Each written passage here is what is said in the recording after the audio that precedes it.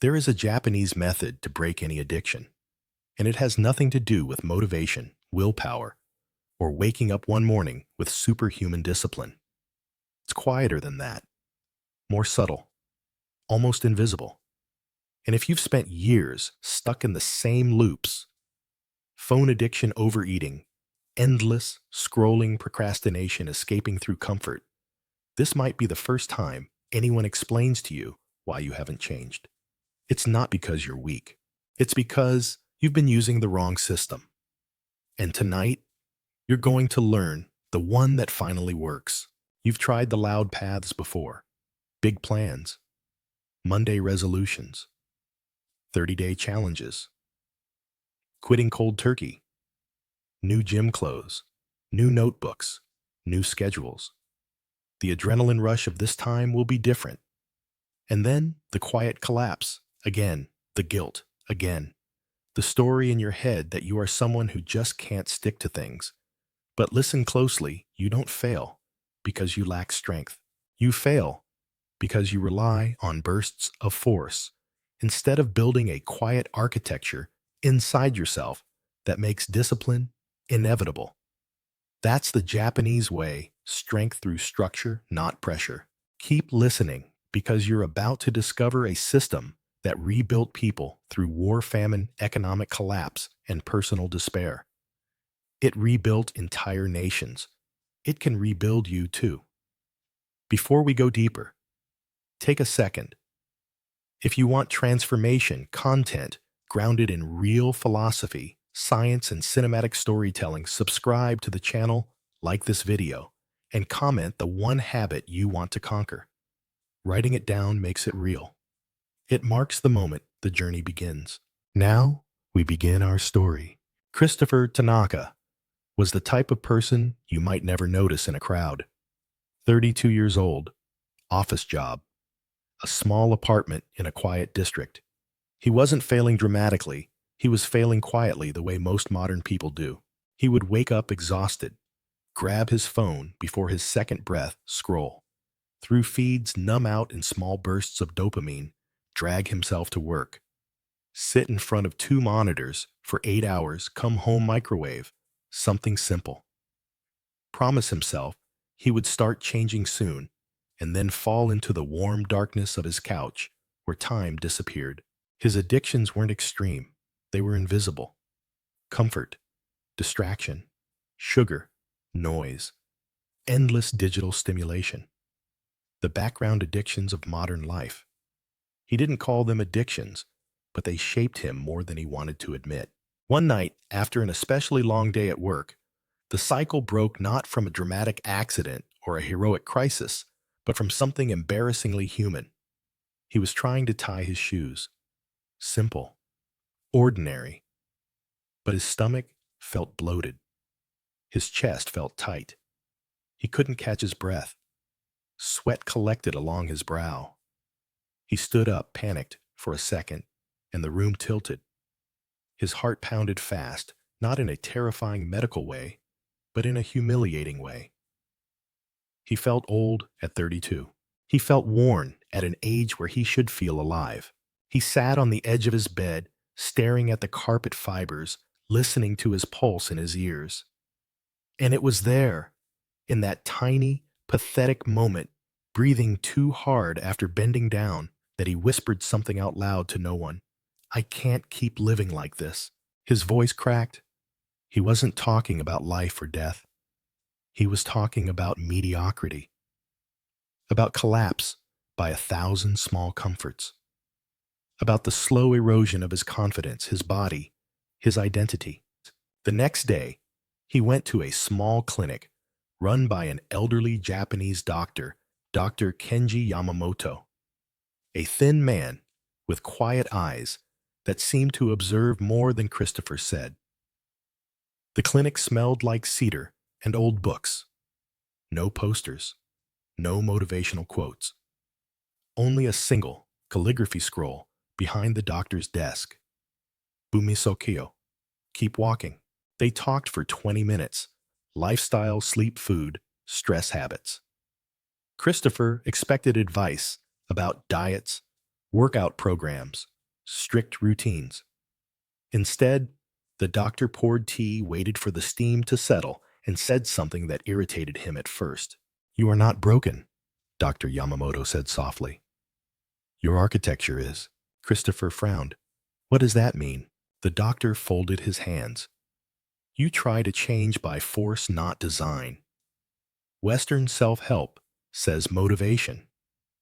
Push harder. Do more. Japanese discipline begins smaller, almost invisible.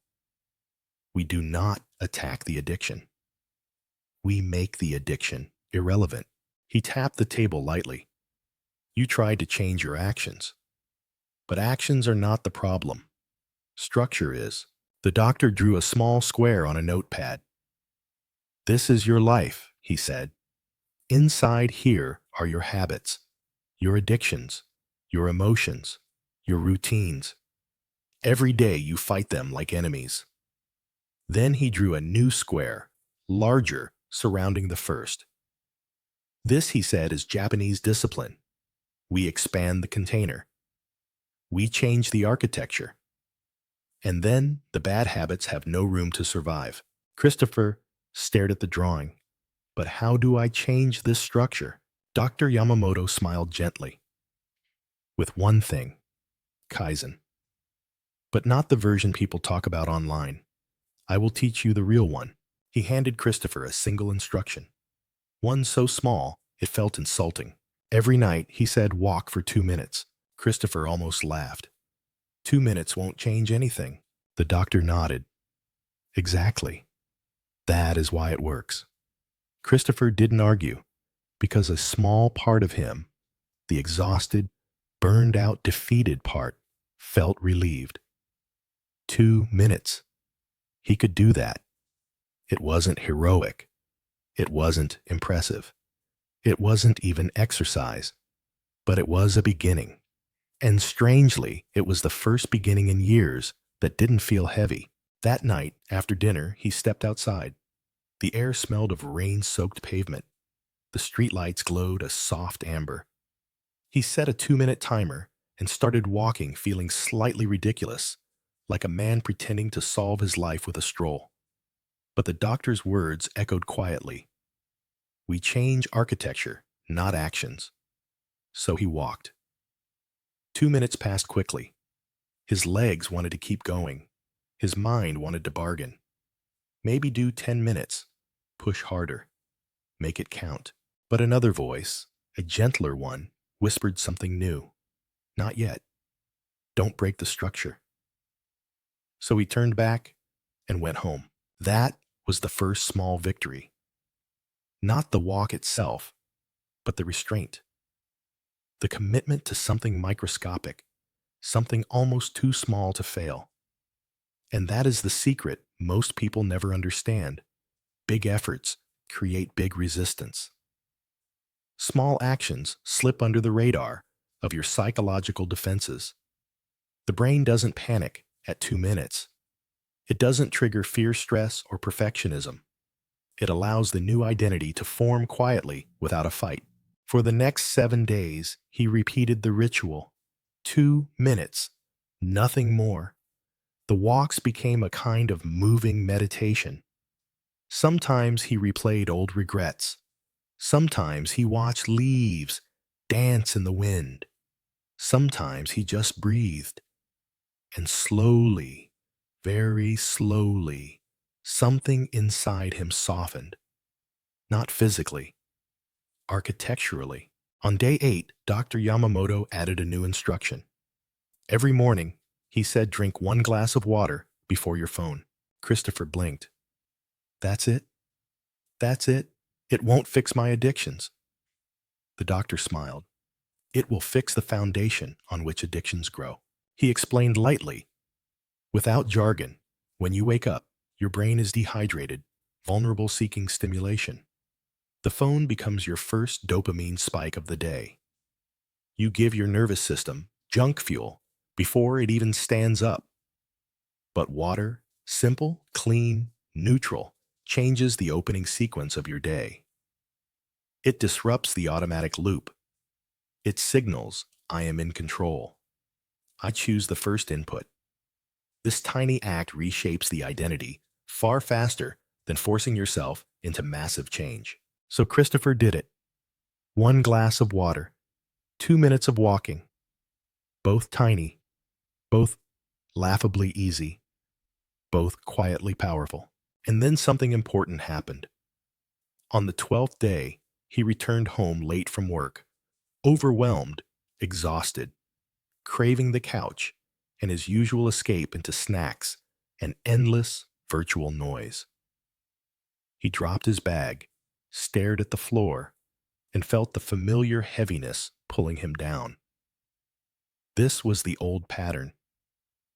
This was the exact moment his previous attempts at transformation had died. But this time, he didn't collapse. Not because he felt motivated, not because he suddenly had strength, but because the architecture had shifted. The 2-minute walk had become part of him. He didn't need to push himself. He simply said under his breath, just 2 minutes. And he stepped outside. That tiny step broke the relapse.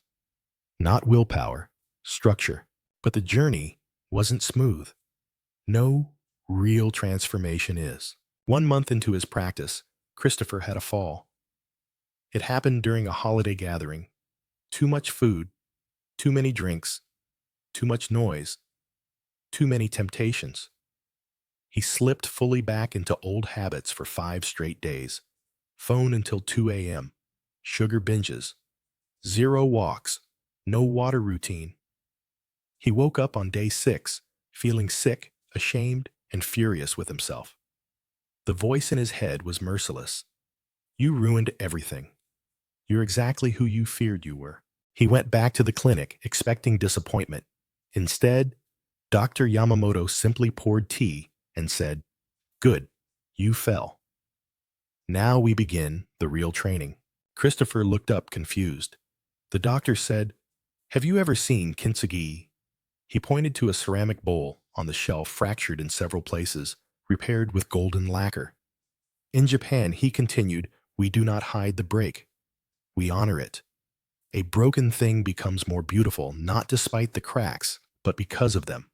The doctor leaned forward. Your relapse is your kintsugi, not a flaw, a place for gold.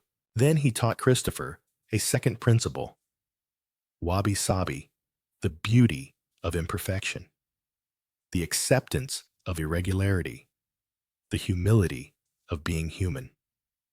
Transformation is not the elimination of flaws, he said. It is the peaceful integration of them into a stronger whole. Christopher's eyes stung. For the first time in his life, failing didn't make him feel like a failure. Then came the third teaching, Gambaru, the spirit of continuing, even through discomfort, even through embarrassment, even through the raw, human moments we want to hide. Practice said the doctor is not about never falling. It is about returning the next morning as if nothing was lost. And so Christopher returned to his 2-minute walk, his glass of water, his small architecture. And it held. Not because he was perfect, but because he learned how to repair himself. As the weeks passed, the architecture grew. The doctor added small upgrades, 10 mindful breaths before meals, a rule of Harahachibu, eat until 80% full, then pause, a commitment to leave the phone outside the bedroom, each element tiny, each one a brick, together a structure. And here's the quiet magic most people never experience. When small actions repeat long enough, the identity shifts. Christopher stopped thinking, I am trying to be disciplined. He began to think, I am someone who walks. I am someone who drinks water. I am someone who pauses before reacting. I am someone who chooses. It wasn't dramatic. It was architectural. Years later, neuroscientists would call this process rewiring. But the doctor described it much more simply. Your brain becomes good at whatever it practices, chaos, or calm. By month 3, Christopher's addictions didn't disappear dramatically. They faded quietly the way fog dissolves under morning light. He didn't lose them through force. He outgrew them. And you listening to this, you need to hear this. Your addictions don't need to be fought. They need to be made irrelevant by the person you become. If you're ready, then say the words internally. I am building a new architecture. Because in the next part of this story, you'll learn the deeper system behind all of this, the hidden structure that Japanese philosophy uses to rebuild a human life from the inside out. The winter passed quietly, and with it, the old version of Christopher seemed to shed layer by layer, like a tree losing leaves it no longer needed. His co-workers didn't notice the change at first. They only saw him arriving a bit earlier, looking a bit calmer, choosing water over soda, stepping outside during breaks for short walks. But inside, Christopher's tectonic plates were shifting. Small, nearly invisible habits were rewiring how he saw himself. He didn't feel like a man trying to fix his life anymore. He felt like a man building something. One evening, after his walk, he returned to Dr. Yamamoto's clinic. The doctor was kneeling beside a bonsai tree, trimming it with small silver scissors. The room smelled of cedar and soil. Christopher sat quietly watching the slow, deliberate movements of the scissors. The bonsai was small, humble, but unbelievably precise in its balance of simplicity and intention. The doctor finally spoke. Do you know how a bonsai becomes strong? Christopher shook his head. By subtraction, the doctor said, not addition. He placed the scissors down and turned toward him. To rebuild your inner architecture, we now begin the phase of removing what weakens you, not through force, not through willpower, through Musashi's principle of elimination. Christopher leaned in. The doctor continued, Miyamoto Musashi, the greatest swordsman in Japan, won over 60 duels, not by adding more techniques, but by removing everything unnecessary. He stripped life down until only what mattered remained. Comfort, distraction, dependency, anything that diluted his strength, he cut away. The doctor looked at him with calm intensity. People today drown in excess, not too little strength, but too much noise. He walked over to his desk and handed Christopher a sheet of paper. On it were 4 words: food, phone, space, noise. This, the doctor said, is your next training. Christopher exhaled slowly. What do I do with this? Dr. Yamamoto smiled. We simplify one area of your life at a time, not to punish, but to clear the fog that keeps you weak. He pointed to the first word, food. Eat the same breakfast for 14 days. Something simple. Something whole. This removes morning decision fatigue. The second word, phone. Create phone boundaries. Only check it at set intervals. That silence will rebuild your nervous system. The third, space. Clean one small area of your home every night. 5 minutes. A shelf, a drawer, a corner. Order outside creates order inside. The fourth, noise. Choose moments of intentional quiet. No music, no talking, no screens. Just breathing. The brain recovers in emptiness. Christopher felt the weight of these instructions. Not because they were hard, none of them were, but because they were precise, surgical. Like the doctor was dismantling the scaffolding that held his addictions in place. He started with breakfast, oatmeal, cinnamon, and a sliced banana every morning. Simple, predictable, boring in the most empowering way. Instead of spending energy deciding what to eat, he redirected that attention to how he wanted to live. The consistency created a rhythm his body trusted. Then came the phone boundaries. This was harder. The urge to check notifications was automatic, almost instinctual. But he followed the rule: morning water before phone, walk before phone. only check messages at specific times. At first, he felt anxious like something was missing. But within a week, the noise settled. His mind felt clearer, like static dissolving from a radio. Next was the space practice. 5 minutes a night. He cleaned his desk one day, organized his bathroom cabinet, the next wiped down the kitchen counter the following night. These small acts created a quiet order around him. And one surprising thing happened: when your environment becomes more intentional, you begin acting more intentionally. Finally came the hardest of the four noise, or rather, removing it. One night, he sat on his couch. No TV, no music, no phone, no distractions, just silence. At first, the quiet felt unbearable. His thoughts raced. Regrets resurfaced. Doubt screamed. But he stayed. And slowly, the noise inside grew softer too. That's when he realized something important. Silence is not empty. It is a mirror. And if you can sit with what it shows you, even the parts you fear, you become unbreakable. By the time spring arrived, Christopher wasn't just improving, he was transforming. His face looked different, his posture straighter, his breath slower, his mornings cleaner, his evenings calmer. He didn't chase dopamine anymore. He generated his own through deliberate living. But the true shift happened one early morning when he woke before his alarm. The sky outside was pale blue. The air felt cool.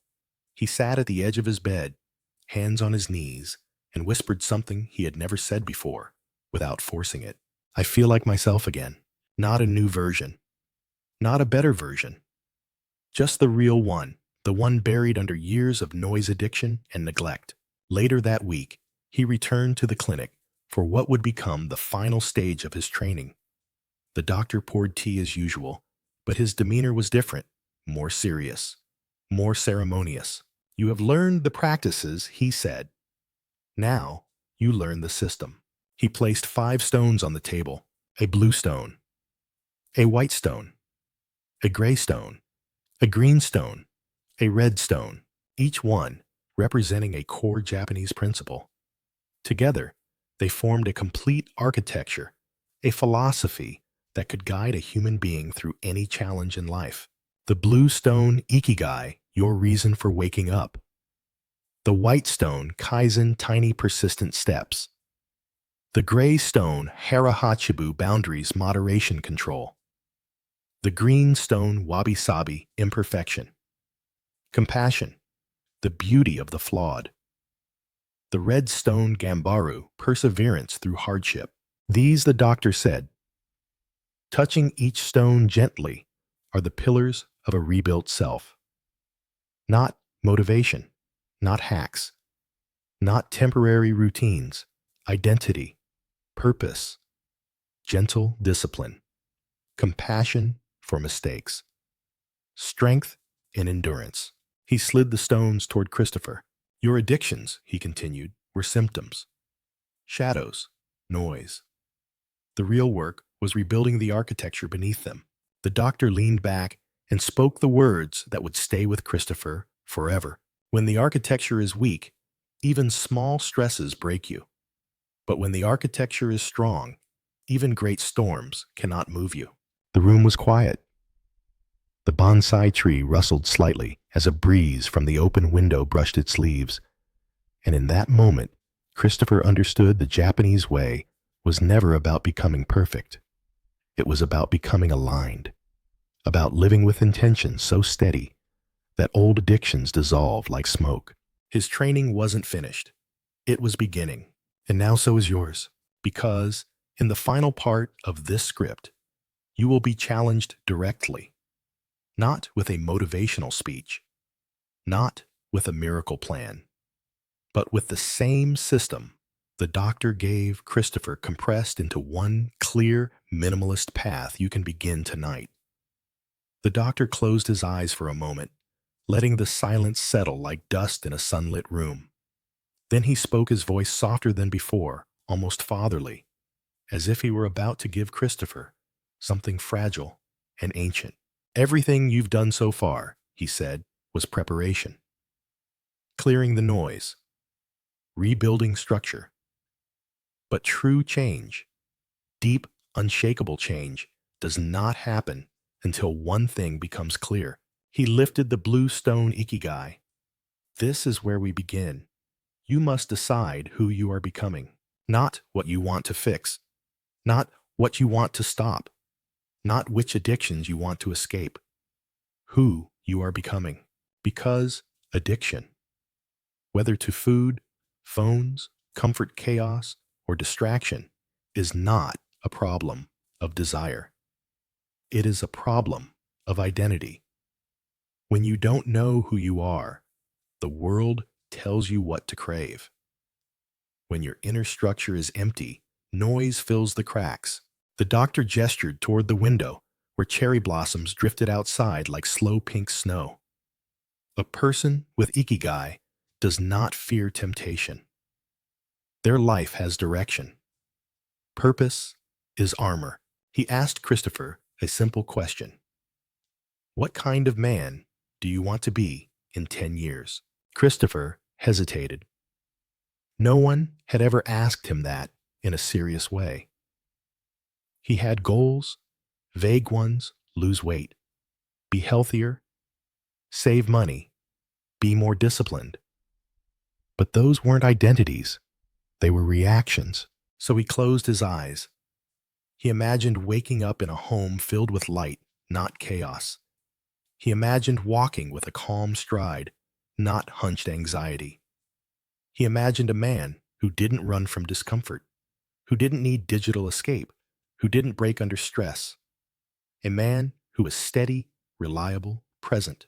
When he opened his eyes, he whispered, "I want to be someone my future family can rely on." The doctor nodded as if he had expected that answer all along. Then that is your North Star. Every small action, every tiny habit, every choice of simplicity over noise builds that man. He placed the ikigai stone in Christopher's palm. "Keep this close," he said. "It is your compass." Then he tapped the white stone Kaizen. Purpose without method is fantasy. Your method stays the same small steps, microscopic, so easy they feel silly. He leaned forward. But don't underestimate the power of microscopic momentum.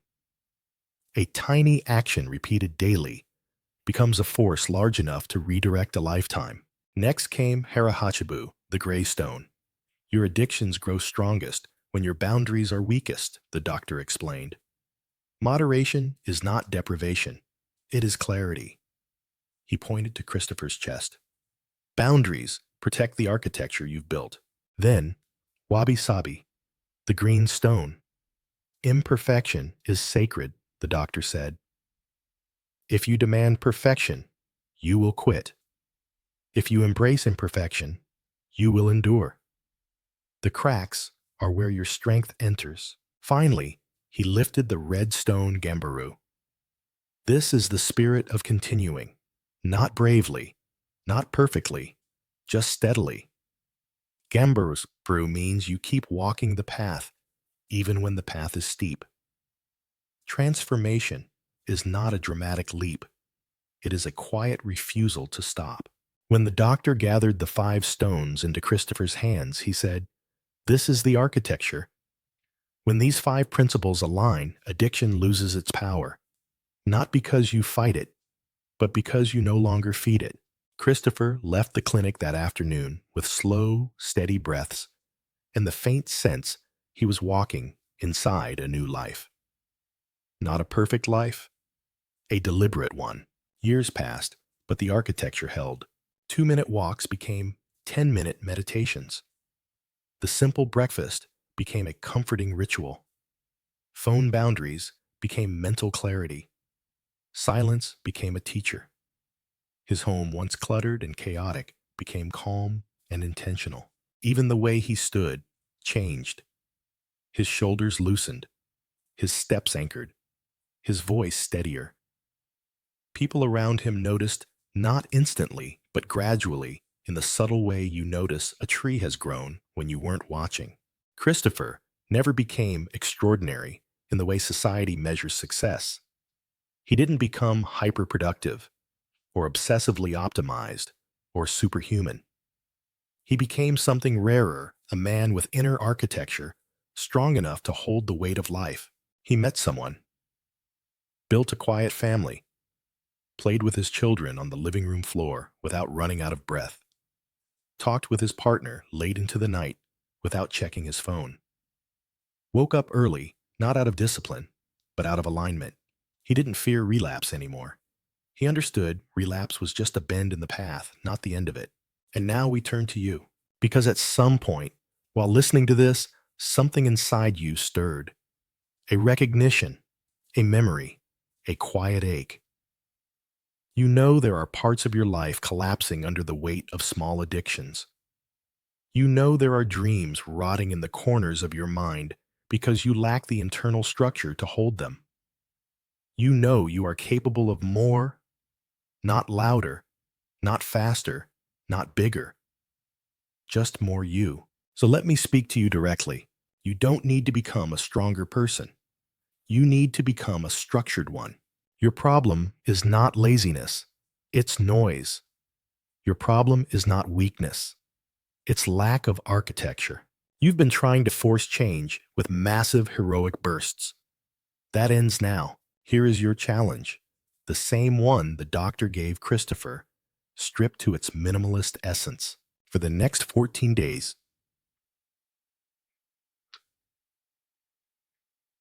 choose one microscopic habit, so small it feels stupid.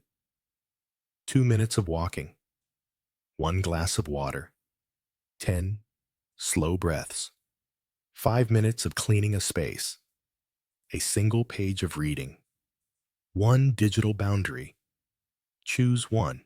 Your only goal is not the habit. Your only